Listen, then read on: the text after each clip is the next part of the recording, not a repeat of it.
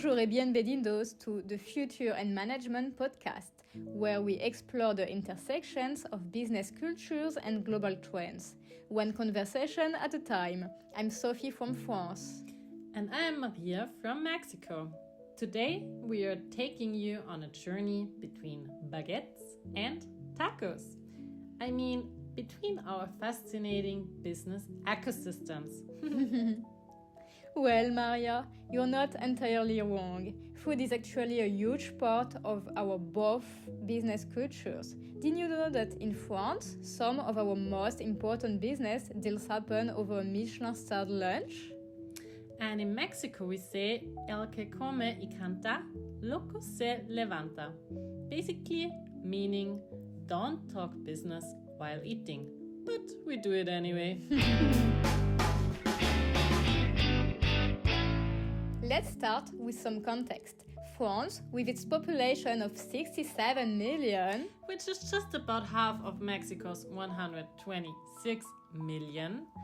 And speaking of urban concentration, did you know that just our Mexico City metropolitan area has nearly twice the population of Paris? It's incredibly how these numbers shape our economies.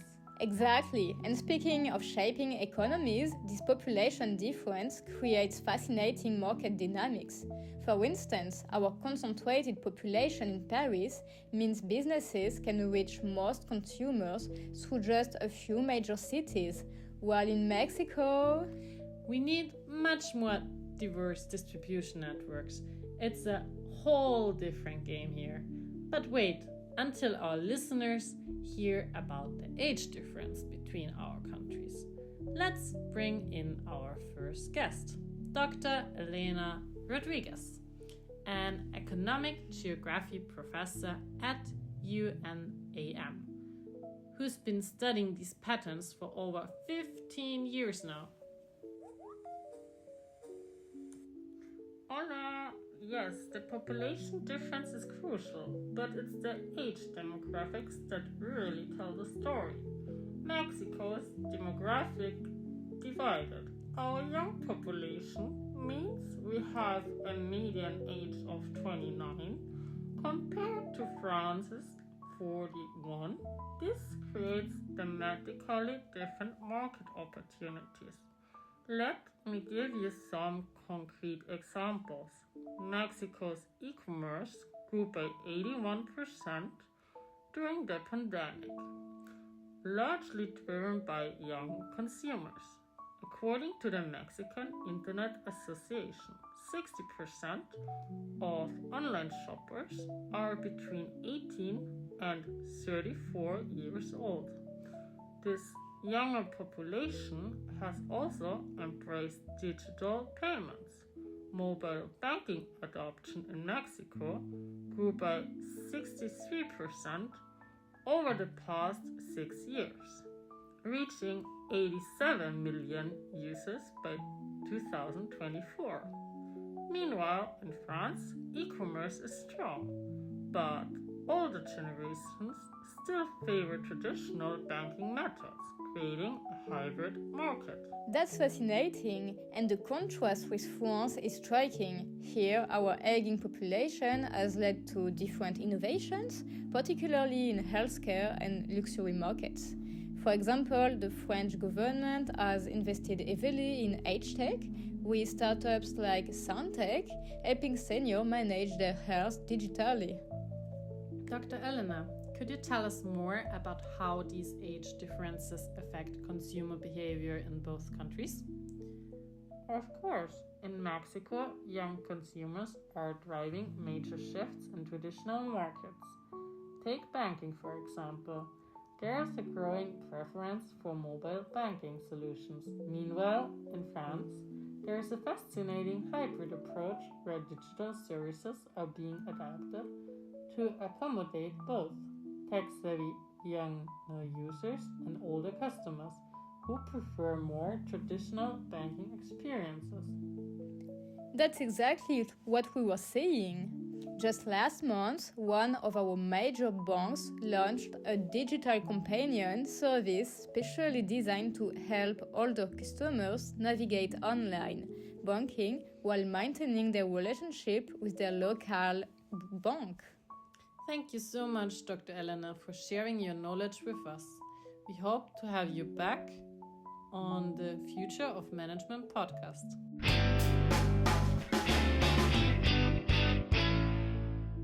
Let's delve into some intriguing economic figures that highlight the contrasts between our two nations. In Mexico, the informal sector makes up around 22% of the GDP, according to the OECD, which is a significant portion of the economy, especially for smaller businesses and workers in unregistered jobs. On the other hand, France allocates roughly 31% of its GDP to social security, which funds healthcare, pensions, and unemployment benefits. It's a model that supports a strong social safety net. Those are striking differences. And when we look at trade, Mexico benefits from 13 free trade agreements with 50 countries, making it one of the most open economies in the world. Meanwhile, France enjoys the advantages of being in the European Union, with access to the world's largest single market. Exactly. Despite these differences, both countries have managed to leverage their unique positions to grow their economies. To dive deeper into these differences and similarities, let's bring in our economic analyst, Isabella Martinez. Isabella, welcome. Thank you for having me. It's really interesting to compare how Mexico and France approach the economic challenges, especially in entrepreneurship. In France, for example, the government has committed 25 billion euro to support startups, with programs like La French Tech that focus on fostering innovation in tech-driven businesses. This initiative has helped several companies like BlaBlaCar and Deezer rise to global prominence. It's a huge push to make France a more attractive place for entrepreneurs and investors alike. That's a huge investment. How does Mexico approach this? In Mexico, we are seeing tremendous growth in the fintech sector. Mexico is now the second largest fintech hub in Latin America, with over 500 startups. A standout example is Click, a mobile payment platform that enables small businesses to accept credit card payments using a simple device attached to smartphones. This has been a game changer for the informal economy, bringing many small vendors into the digital payment ecosystem. In fact, Clip has raised millions in investments and is helping to formalize a significant portion of the Mexican economy. That's a great example of how private sector innovation is driving change. It's fascinating to see the contrast between France's government-driven initiatives and Mexico's private sector-led growth. Absolutely. France's approach is more top-down, with substantial public investment aimed at creating a nurturing environment for startups. Meanwhile, in Mexico, it's the private sector that's leading the change, particularly in sectors like fintech. The government's role has been more supportive through regulation and incentives, but a lot of the momentum comes from the private initiatives. It's a very different ecosystem, but both have their advantages and challenges. That's really insightful. It seems like both countries are finding their own paths to foster entrepreneurship. Exactly. Both have unique approaches, but there's a lot of opportunity for cross-collaboration, especially in the startup ecosystem. France's public-private model could be inspiring for Mexico, as it continues to develop its entrepreneurial landscape. And Mexico's rapid growth in sectors like fintech could serve as a great example for France.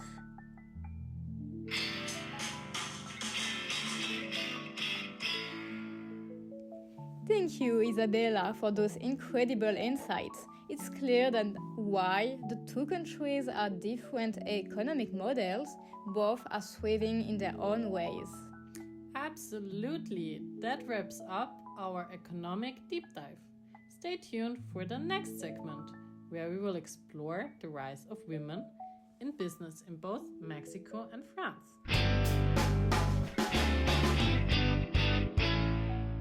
You know, Maria, there's an important aspect of our cultures that shapes businesses' practices, the influence of religion and secularism. Absolutely! According to Mexico's latest census in 2020, 77.7% of our population identifies as Catholic. This has real implications for day-to-day business operations, from scheduling to workplace culture. That's quite different from France. According to the European Value Study, France is one of Europe's most secular countries, with the principle of laicity established by the 1905 law, mandates a strict separation of the church and the state, and this deeply influences our business environment. Let's explore a specific case that really illustrates these differences. Carrefour's experience in Mexico. When they entered our market in 1994, they had to make significant adaptations to their business model. Could you elaborate on those adaptations? Of course, Carrefour had to adjust their operating calendar to account for religious observances. For instance, they learned that the store traffic patterns during Semana Santa, which means Holy Week, were completely different from France. Their initial strategy of running major promotional campaigns during this period wasn't successful because many Mexican families are focused on religious observations rather than shopping. That's fascinating, and it relates to another key example we have: the different approaches to Sunday business operation in our countries. Yes, the French Retail Federation documented a major shift after our 2009 law allowing more Sunday operations. Could you tell us more about that change? Certainly, the law represented a significant cultural shift in France. The Retail Federation reported that Sunday openings in Paris increased by 50% between 2009 and 2019. But what's really interesting is how this change reflects our move from religious traditions to secular consumer culture. The debate wasn't about religion anymore, it was about labor rights and work-life balance. That's such a contrast to Mexico's approach. Let's talk about Grupo Bimbo. They are a perfect example of how a major Mexican company handles religious considerations. Tell us more about their approach. Well, Grupo Bimbo is Mexico's largest food company, and they have made religious respect a key part of their corporate policy. Their diversity and inclusion policies explicitly acknowledge religious beliefs, and they have implemented practical measures to support this. For instance, they maintain flexible scheduling during major religious observations and have prayer spaces in some facilities. That would be quite unusual in France. At Danone, for example, our policies emphasize religious neutrality in the workspace. Their French operations maintain strict secular policies in accordance with our laws. But here's what's really interesting. When Danone operates in Mexico, they have had to adapt. They maintain the core French corporate culture while respecting local religious practices. For example, they adjust their production schedules during significant religious holidays and have modified their HR policies to accommodate religious observances. Yes, and this brings us to how our business federation handle these differences. MEDIF, our largest employer federation in France, has actually developed extensive guidelines for French companies operating in Latin America. What specific guidance do they provide? They emphasize understanding the role of religious celebration in business timing, advice on appropriate business gifts during religious holidays, and guide companies on incorporating religious considerations into their operational calendars. These are not issues French companies typically consider in their domestic operations.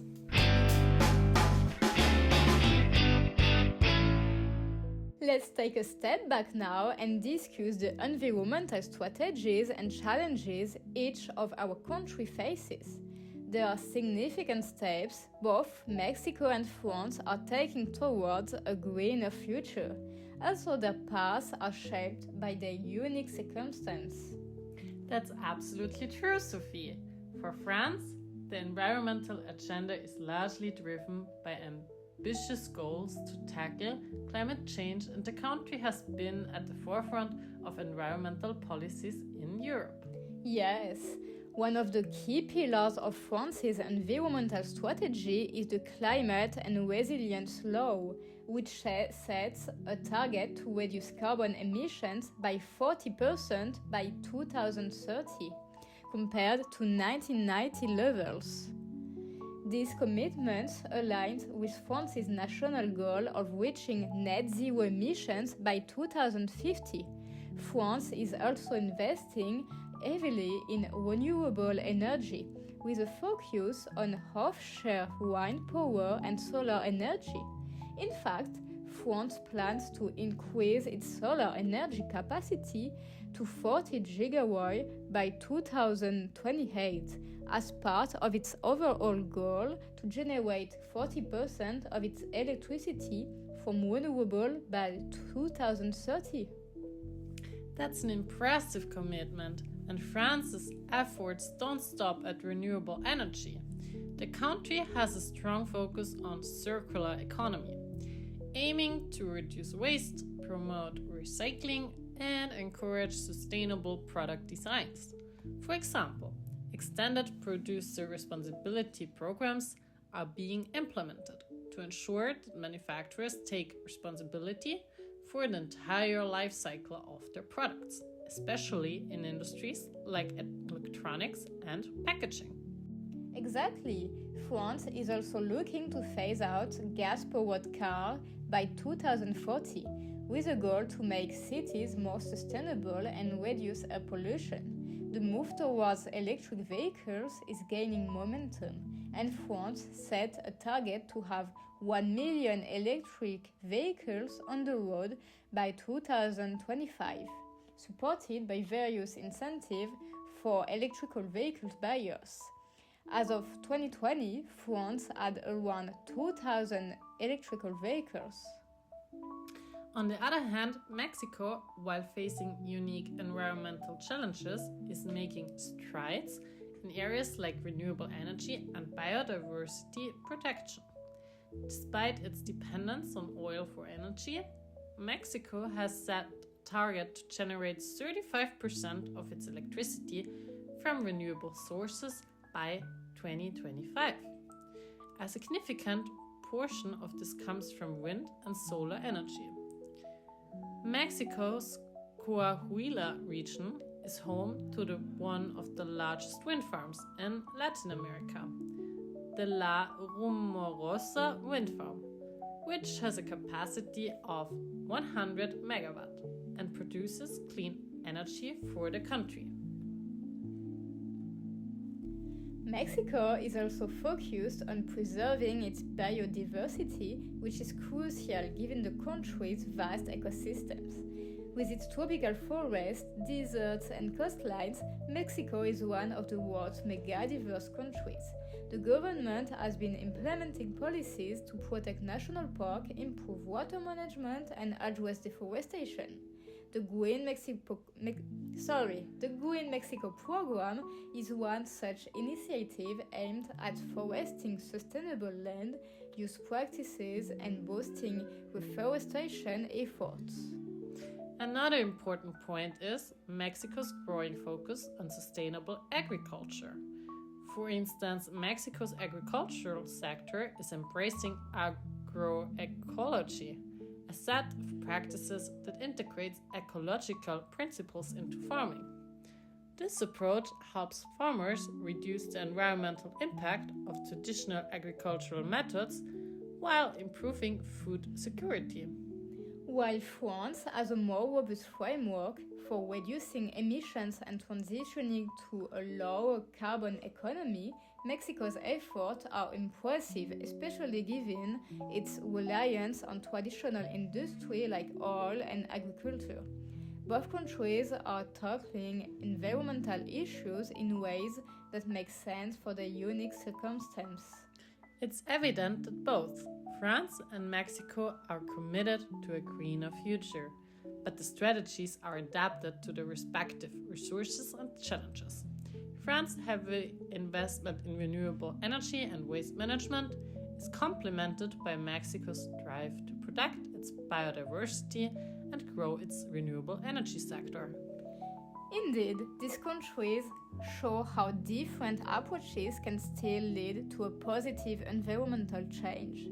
As we look ahead, we'll be watching closely how these initiatives unfold and what impact they have been on the global stage. Now, let's shift our focus to the significant contributions of women in the business sectors of both France and Mexico. In France, women constitute approximately 21% of startup founders. The government and various organizations have implemented initiatives to bolster female entrepreneurship, providing funding, mentorship, and networking opportunities.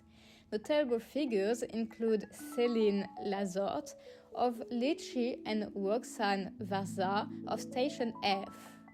Mexico is also witnessing a positive trend, with an increasing number of women leading startups.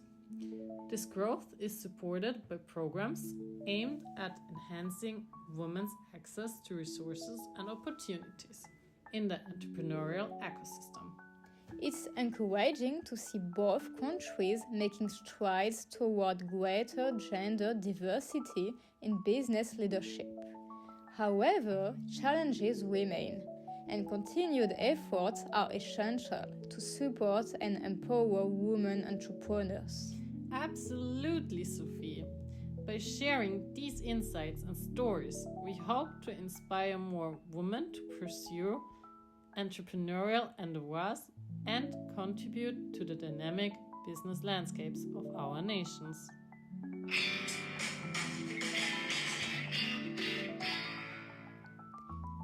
To provide more context, we have a special guest with us today, Ana Victoria Garcia, the founder of Victoria 147, a platform dedicated to empowering women entrepreneurs in Mexico. Ana, thank you so much for joining us today. Thank you for having me, Maria and Sophie. It's a pleasure to share my story. Ana, you have made a significant impact in helping women entrepreneurs succeed in Mexico. Can you tell us about your journey and how you navigated challenges as a woman entrepreneur? Certainly, I founded Victoria 147 in 2012 with the goal of providing training, networking, and access to financial resources for women-led businesses. The journey was challenging, but through partnerships with organizations like IDB and Pro Mexico, we've been able to support thousands of women in starting and scaling their businesses. Today, Victoria 147 is one of the leading platforms for women entrepreneurs in the country, and we continue to advocate for greater representation and equality in businesses. That's such an inspiring story, Anna. It shows how crucial initiatives like yours are in changing the entrepreneurial landscape for women in Mexico. It's amazing to see the impact you're making, Anna. What do you think could still be done to encourage even more women to take the leap into entrepreneurship? I believe the key is continued support. There's a growing number of initiatives, but more must be done to ensure women have equal access to funding, mentorship, and also networks. Programs like Victoria 147 are helping, but we need more institutional support and a shift in the cultural mindset toward women in leadership roles. Thank you so much, Anna, for sharing your journey with us today. It was truly inspiring. My pleasure. I hope this inspires more women to follow their entrepreneurial dreams.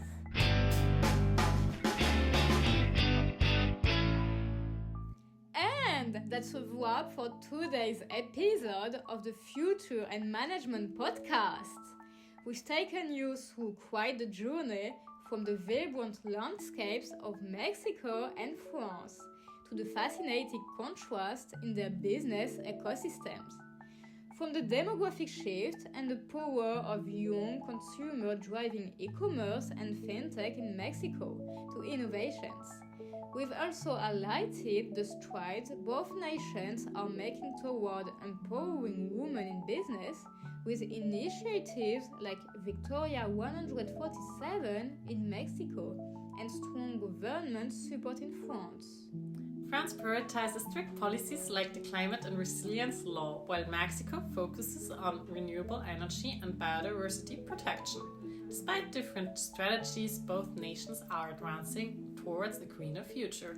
And when it comes to religious influences, we've seen how Mexico's strong Catholic heritage shapes our business calendar and corporate practices. As demonstrated by companies like Grupo Bimbo, while France's principle of laicity creates a strictly secular business environment.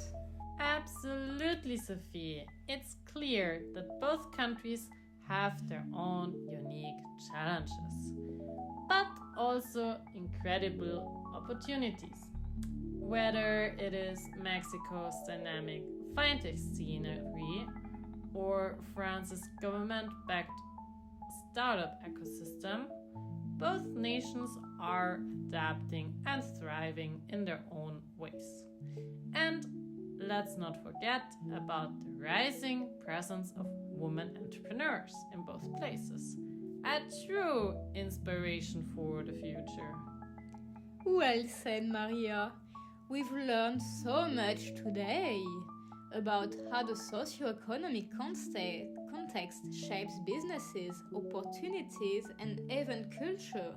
It's been such a pleasure to dive into these topics, and we hope you found this insight as valuable as we have. So, summing up, to all our listeners, wherever you are in the world, thanks for joining us on this first episode. Don't forget to follow the Future and Management podcast for more fascinating discussions on international business, innovation, and the people making it all happen. Until next time, keep blending cultures, keep learning, and remember, whether it's a croissant or a taco, business is always better when shared. Au revoir and hasta luego!